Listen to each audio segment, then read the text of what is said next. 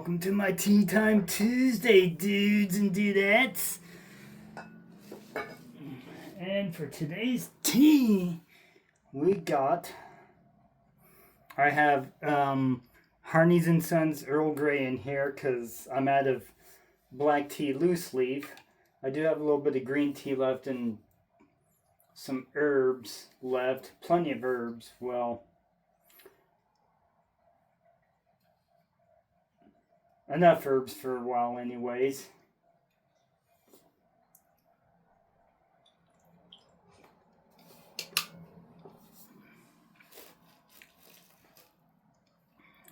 Yummy. Earl Grey, one of the best teas in the world. So today, I'm going to show you a good way to spool a fishing reel. A bait casting fishing reel.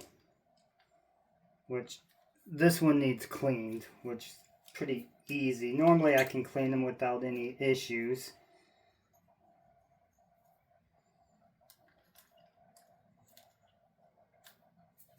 Alright. So what I like to do is I like to try and get my reel as center as possible. Or not my reel, but the level wind gear. I don't think it matters a whole lot. And because I didn't want to use a whole fishing pole that the reel actually goes to, which is this right here, an original ugly stick. It's a medium action 6'6", holds up to 20-pound test. That's more recommendation than it is a absolute, but normally a good recommendation. And that is an old school ugly stick. So then I got this rhino rod. These are pretty inexpensive rods.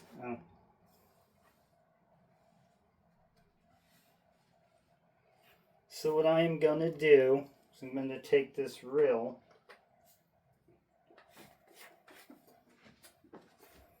slide it in like so.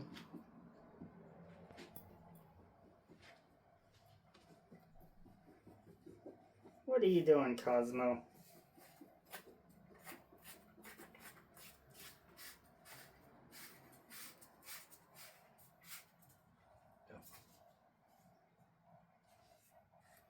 Okay, so this spins instead of this. I mean,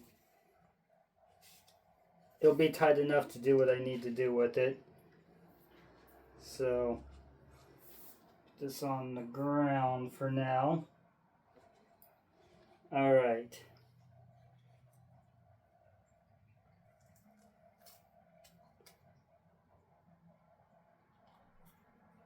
So I'm going to take this. I want it to spool off this way.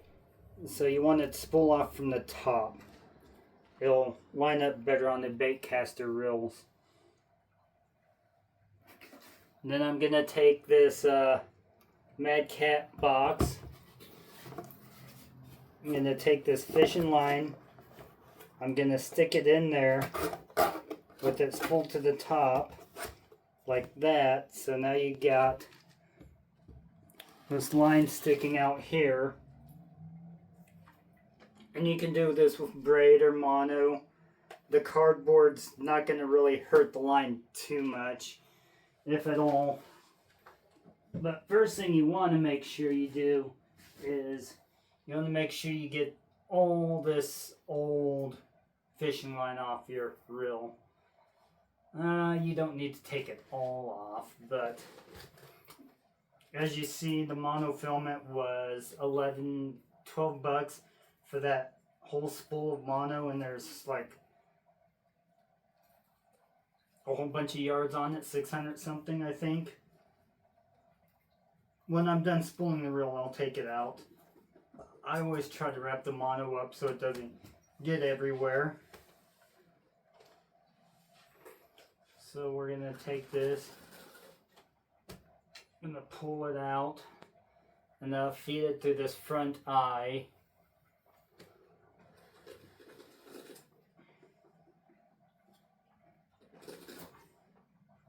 Make sure you've got enough string on there.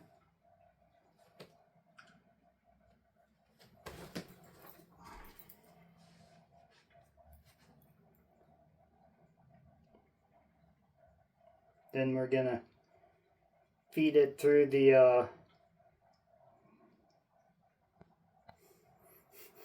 attempt to feed it through the level 1 mechanism on here.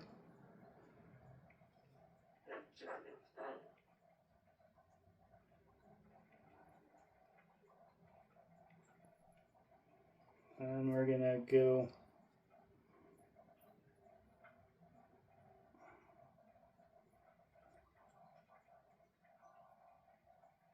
underneath.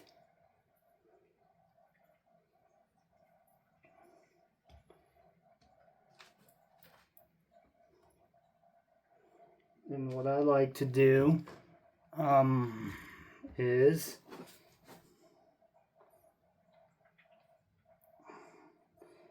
honestly, it doesn't matter what type of knot you use, but I like to do the uni knot.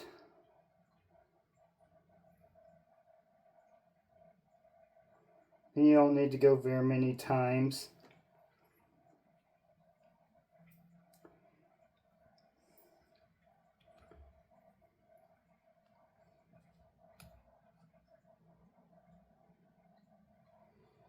Because you're not really trying to keep the fish on. This knot anyways. If a fish takes that much line out in fresh water, then you're not paying attention to your reel, or you are very low on reel. Then I'd like to snip it as close to the knot as I can.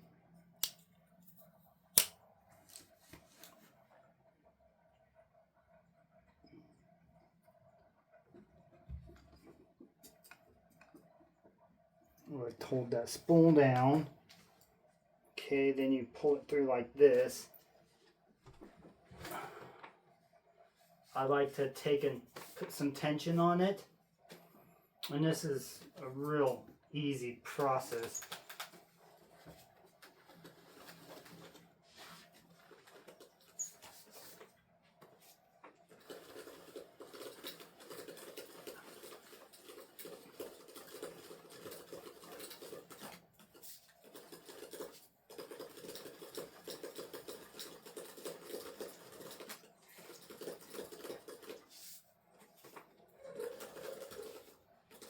And then you just keep reeling. Right now I have my foot on the box.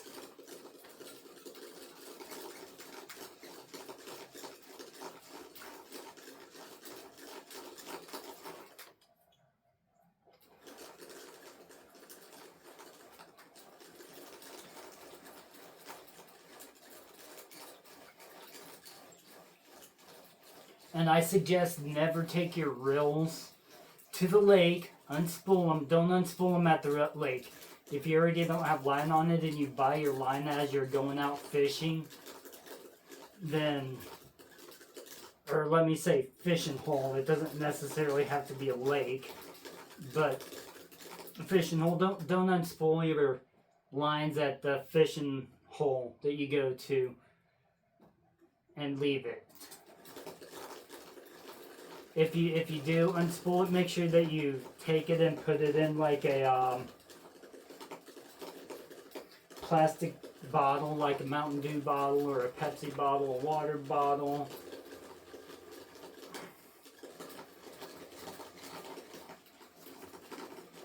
When you unspool it, or plastic bag or something, you know, to keep it, because it's real annoying when you're out fishing and then you trip over like a whole unspooled thing of line.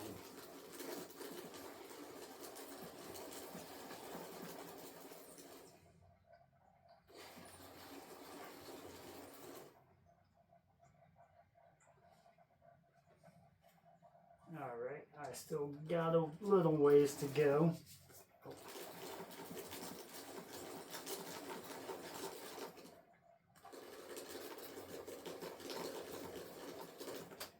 And what you want to do is all the rods have hard to see on this one because it's all black. It would be hard to see on the camera, so show you the inside of that. Kind of see where that black is on the inside, and it goes to that silver color. You want it about 1/8 of an inch or so. If you if you go by metric, I would say like 2 or 3 millimeters away.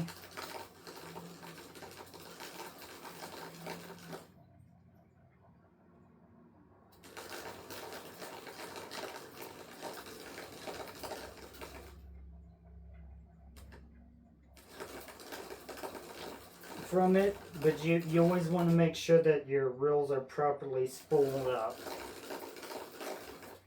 It will help them cast better. It will prevent backlash if you're using a bait caster.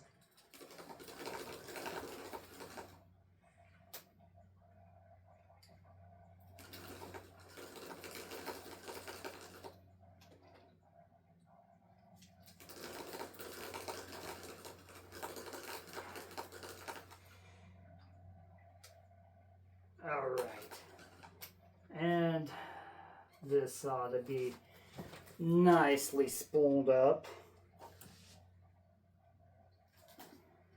See, get that, that's a properly spooled reel.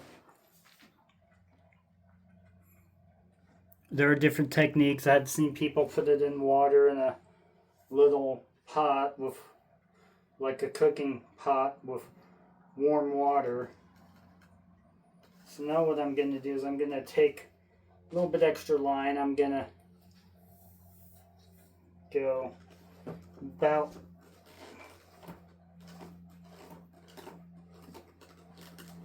a rod's length of extra line.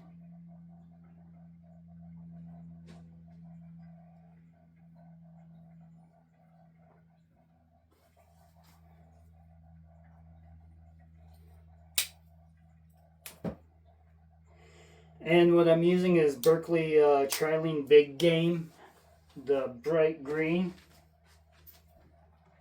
So now I'm going to take the reel. The reason why I used half a reel is because, I mean not half a reel, the rod, half a rod is because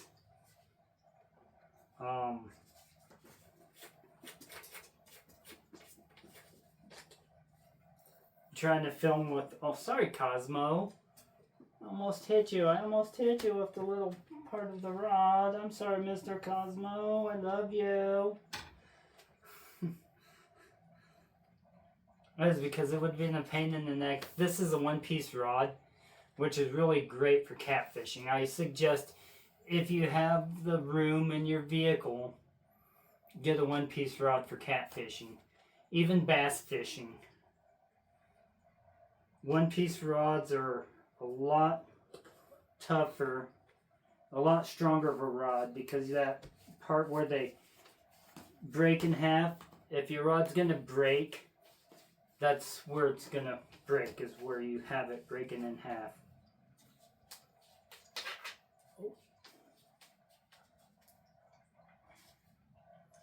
So now I'm going to take my line, and then, so, and I would also suggest, just like if you're doing it at the lake, just run it through all the guides, because that tip is really meant for line to go through, not this, or line to start going through or being retrieved anyways, and not like the bottom eye. So anyways, I'm gonna go through all of this right here. right here. And yes, I do normally prefer braids. This was my dad's rod and reel, so, and he always used monofilament, so that's the reason I'm using monofilament on this, is because that's what my dad would have put on it if he was still around kicking, you know. I mean, I'm not doing everything the way he would, but as far as like the basic stuff, like the line and stuff that he would have used, and he probably would have gotten the Mad Cat reel if he couldn't have found an Abu, because it's a lesser, it's a $119 reel. But I think the cheapest Abu you can get is around $89 at Academy, but I prefer to go to my local bait and tackle shop, Derek's Bait and Tackle. That's where I got the Mad Cat's reel, the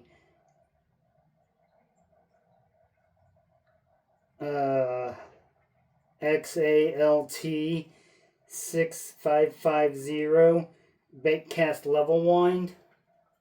That's where I got that reel at. So gonna put this sinker slide on. Then I'm gonna take and put this rubber bead on here, and that's the bead's just to protect the knot. Then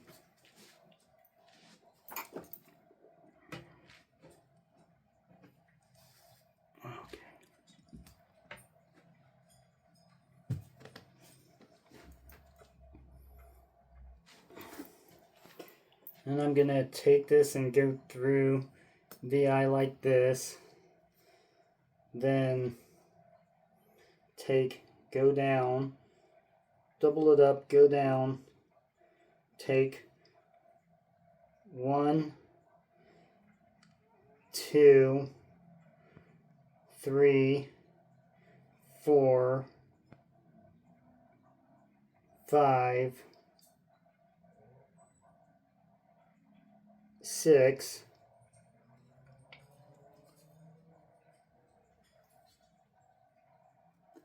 I probably didn't have that on film, but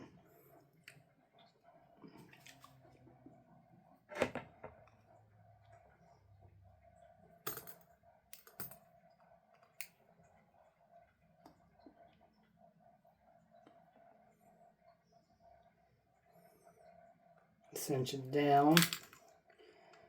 I'm going to take my knife here and I'm going to chop it to where it's fairly short. And it's going to be hard to see, but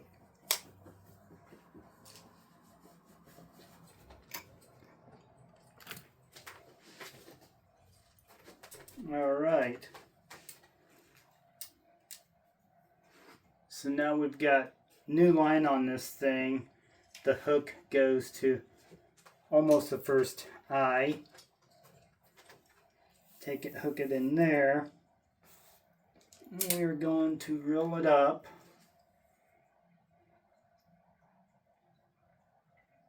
And with these older reels, they always tend to turn back a little bit after you reel them.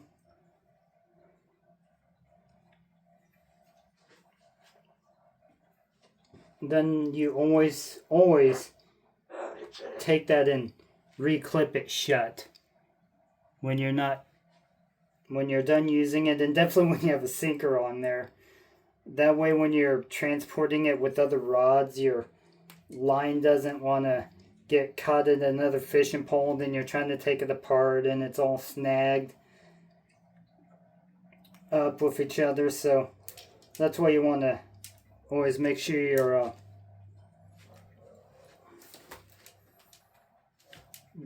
your sinker slide is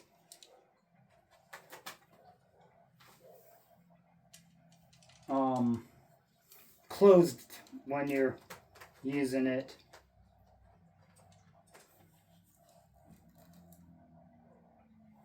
All right.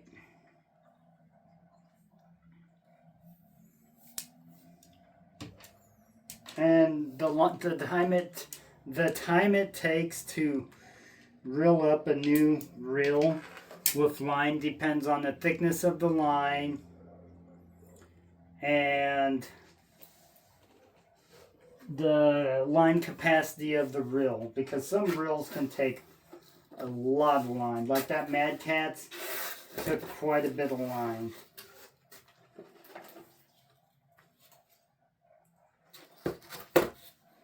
And what do I think about the Mad Catz reel so far?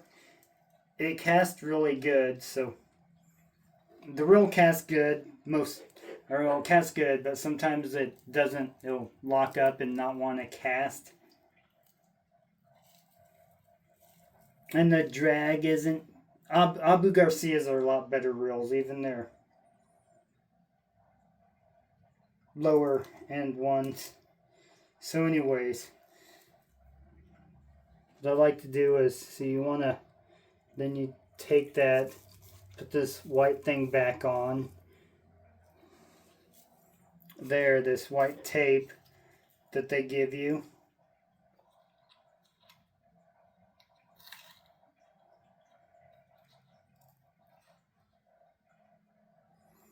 So this reel, this line, 20-pound test, 91 kg. I think I'm reading that right. And then it has 650 yards on it and 594 meters. And all the information about the line is there. The brand,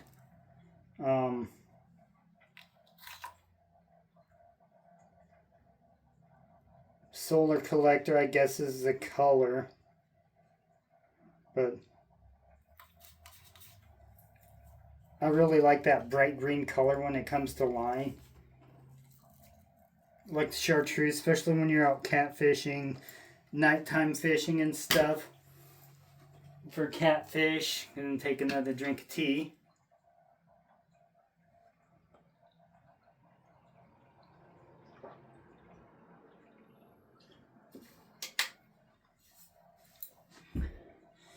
Nighttime fishing with catfish or cloudy days.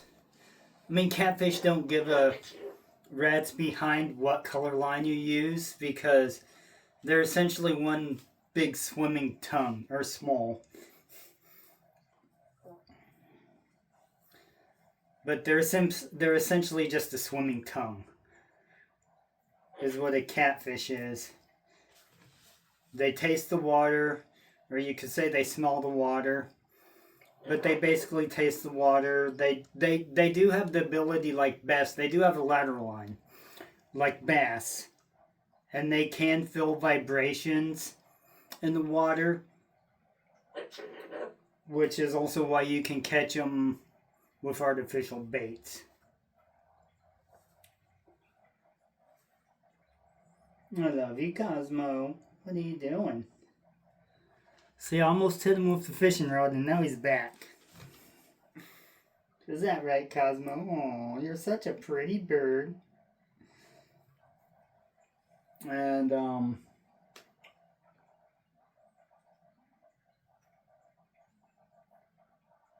so basically, line color, especially if you're in muddier water, line color really doesn't matter to the fish anyways. It's more of a aesthetic thing. Do you like it?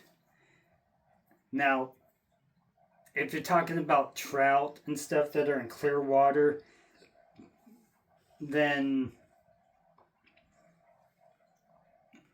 that color line would be fine, but then you'd also want to put either a clear monofilament or a fluorocarbon leader on it that's at least as long as the rod you're using.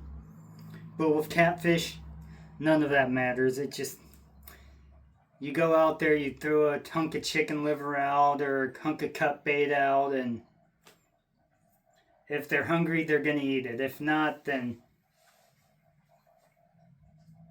I mean, you should really have different types of bait. You should have chicken liver, cut bait, live bait. You should try and have everything out available that you can come have out, or switch to different baits. But I find that cut bait and, well, cut chicken is technically a cut bait, so we'll just put it all under cut bait. That cut bait is most generally your best option for bait. And I've been fishing for 40 plus years. I won a fishing tournament. My mom always tells me, or not always, but quite a bit, tells me about how I won a fishing tournament when I was 2 years old. And that's always, I always thought that that's a cool thing that she's proud of that story. So that's pretty cool that I did win a fishing tournament when I was 2 years old. All right. With that being said, peace and long life, my friends.